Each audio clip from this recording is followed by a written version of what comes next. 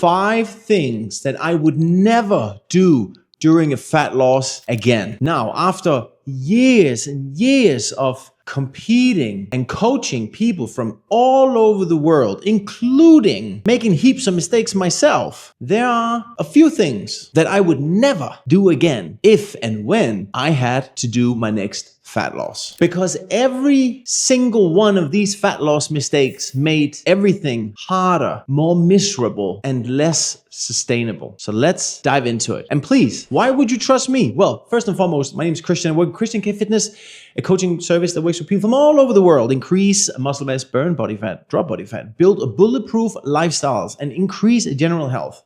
And I've worked with people, like hundreds and hundreds of people from all over the world in doing exactly this. So not only do I have the experience of doing it myself, I've also seen people go through this process of losing body fat like hundreds and hundreds of times. And there's a quite unique perspective in that, seeing all these people try and to do the same thing. You kind of see some common denominators between all of these people. I'm going to share those with you today. This is quite good stuff. Number 1, I would never drink alcohol during my fat loss. And yes, there's going to be all the naysayers, all the people that say, oh, live a little, oh, you're so extreme. Guys, if your main goal is to drop body fat and you want to get it done in the shortest sustainable time frame possible, because being in deficit is not fun, doing something that severely prolongs the period you have to be in a fat loss makes no sense, especially not if your argument is, oh, it needs to be sustainable, or, oh, you don't be so extreme. Do not listen to anyone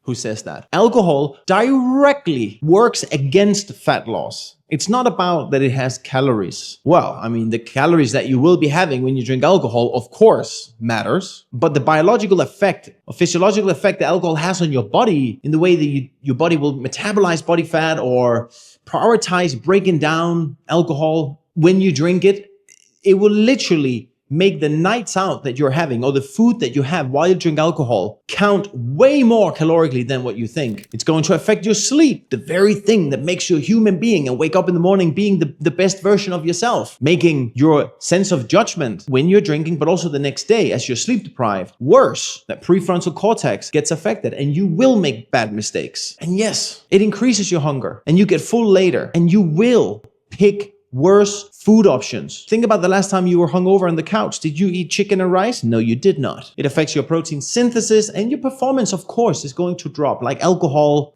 it's just bad. All right, if you want to drink alcohol, just minimize it. But I wouldn't have it if I'm trying to lose body fat. On a finishing note there, alcohol lowers the standards that you set for yourself. Think about that. Next one. I would never ignore sleep, and not ignore like I'm not going to sleep. Of course I'm going to sleep, but I'm not going to go through a fat loss without knowing how much my body needs sleep. And in order for me to be the best version of myself every single day and not a calorie craving walking zombie, which is what people become when they're in a calorie deficit and they don't focus on getting their sleep. This is outside their control. Their control is to get the sleep, but if they don't, that calorie deficit becomes so very impossible, basically. The lack of sleep affects basically everything in a fat loss. It increases your ghrelin, which is your hunger hormone, and it decreases your leptin, which is your satiety hormone, the hormone that tells you that you're full. Just those two things alone. Think about this, guys. Everyone on a deficit, everyone trying to lose body fat, telling me or telling someone else, oh, I can't sleep more because I can't sleep more. And they are on their phones and they watch Netflix at night, trying to lose body fat. They are literally more hungry than they should be. And when they eat, they get full later. Already there. That's it. Boom, done. You don't need to hear more. If that is not enough reason for why you would lie in bed 1 hour before you normally go to bed, night after night, to just force yourself to fall asleep earlier, then I don't know what would be. It, of course, is going to decrease recovery as well, but also as a result of all of this, like I explained with the alcohol, it's going to increase your cravings, right? Like this is a recipe for fat gain, not fat loss. Remember, a tired brain will always be looking for quick energy. Right? Quick energy. What is that? That's the kind of stuff when you stand in the grocery store and you have your basket of minimally processed foods that's going to make you feel and look like a Superman. The things that are then put around you next to the counter. Oh yeah, this is strategically placed there. That's the quick energy you want to try and avoid. And if you're tired, you won't. That's going to go in the basket. So think of it this way. Many people think that they have a food problem. That's why they're overweight. When in reality, a lot of people, they just have a recovery problem. They have a sleep problem. That's making the food problem so much harder and probably making them feel like they're stuck. And number three, the third thing I would never do if I ever had to do a fat loss again, which is eating too early in the day. This is one of those things where, yeah, there are obviously lots of studies and XYZ and science saying this and saying that. This advice for me, like I said, comes from watching hundreds and hundreds of people trying to get through the day in a deficit, right? This is real information done with real people, right? Eating your food early in the day, not pushing the fasting window you have after sleeping, will only ignite your hunger sooner. If you wake up in the morning and you have a big glass of water, and maybe you're going to have a cup of coffee, right? Appetites are pressing. And you push that first meal of the day from maybe 6 or 7 or 8 to 10, 11, 12. All of a sudden now you've fasted longer. Awesome. Fasting is great for you. Has nothing to do with fat loss though. Don't be fooled. It's just great for you health-wise, great for your brain, ketones, good stuff. But you will then have more calories, obviously, later in the day because you did this. That big hunger spike you will have around 9 or 10 because you ate early is going to be pushed forward.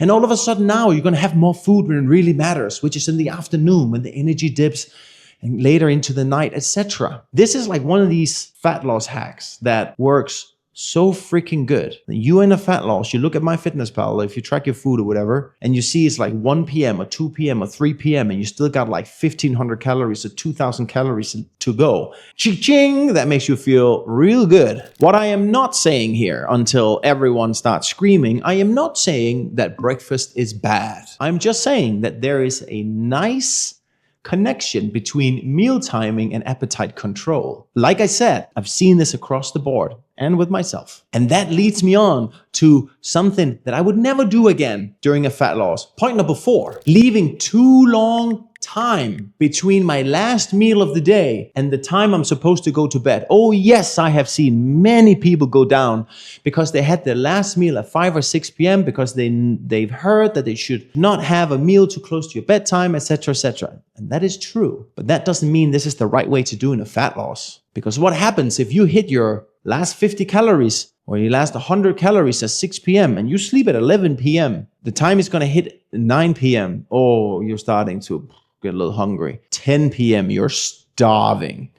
You're starving. And then all of a sudden that chocolate in the fridge or the ice cream in the freezer, it's calling your name. It's singing those sweet tunes. And 30 minutes later, you cave in. And that ice cream is called Ben & Jerry's. And they got 1,200 calories in one tub. And that tub is gone like this. And that's just one night. Now you have the taste for it. Now the next day comes around and you tell yourself, oh no, I can do it today. You finish your last calorie at 6 p.m. The massacre is about to happen once again. And the story goes, this person did not hit their fat loss goal. Instead, when you're in a fat loss, you push your last meal closer to your bedtime so that when you finish your last meal, you feel the satiety from that meal. And before the hunger returns, you're in bed, you brush your teeth and the lights are off and you're ready to sleep. And you're going to sleep through that hunger.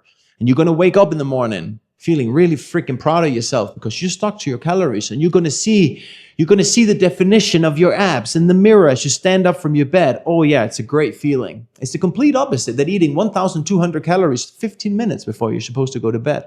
Don't do it. And point number 5 of things that I would never do if I had to do a fat loss again. And this is a good one. You ready? Listen to all the people online saying that, oh, the diet should be sustainable and you should have chocolate every single day. No, guys, listen, I have seen this firsthand, okay? There's a ton of coaches out there that would tell you that, yes, you can have your McDonald's, you can have your chocolate, you can have your crisps in your diet, yeah, to buy their program. They just want to tell you what you want to hear so that you can spend the money on their program. Guys, if you have 1,400 calories, 15, 16, 17, 1,800, 2,000, 2,003, 400 calories available, if you're a small girl all the way up to a big guy, you want to make sure that the majority of these calories are filled with nutrients that makes you feel better, not the type of calories that makes your blood sugar go poof It makes you crave sugar like a zombie. Day in, day out. No, trust me, again, information. I've seen coaching hundreds and hundreds and hundreds of people. And yes, I have told, particularly women, for some reason as women, they can have chocolate in their calories. And what happens? Oh, they have chocolate one day and the next day they want chocolate again. And then they want more chocolate. And all of a sudden they're not losing weight because, oh, now they had a little bit more chocolate than they should have had. And now they're fighting their cravings on the daily. It's hard. It's tough. And this tiny bit of chocolate has 150 calories and then they just have a little bit more. Now they have 250 calories and now they don't have enough for that other meal they should have had. Or they're just hungry all the time. Please, take it from me. I've seen it. I've done it myself. All right? If you want to have some sort of treat in your fat loss, you got to be really freaking sure that you can keep it at what it is. And it should not be a lot of calories. What you need instead is nutritious, high protein snacks that makes you feel good. Not wasting hundreds and hundreds of calories on some junk. And you will find the first hundreds of people that's going to tell you that, yes, you need this because it needs to be sustainable and da. But guess what? All these people saying that, they don't look good. All right? Don't take financial advice from someone who isn't financially successful. That's what I'm saying. I want you to be healthy. I want you to be happy. I do not want you to be some sort of calorie craving zombie during your fat loss. And that is what people become when they eat too many sweets during their restricted fat loss calories. That is a fact. Guys, listen to this. Fat loss is hard enough already. Don't make it harder by fighting constant cravings, by having poor recovery and putting yourself in front of constant temptations every day. You can decide how hard this is supposed to be, or you can decide how easy you want it to be by listening to the 5 things I just said. I get nothing out of lying to you. The only thing I can win from this is to get you to do something that's going to make you more successful. If you want help building a more sustainable fat loss structure, achieve the fat loss that you've never been able to achieve before, or build the dream physique that you always wanted but you never could crack the code, then check the links in the bio. I have a video for you waiting there. You can go and just listen to me ramble on by the things I believe in and see what happens next. If you're here just for some good advice, thank you for being here. Thank you for making it so far in this video. I appreciate you. Together, we are stronger on this journey of ours towards whatever that might be. Bigger muscles, less body fat, higher performance. I don't know, but I'm enjoying being on this journey with you. Thank you for watching this far. See you in the next video. Peace.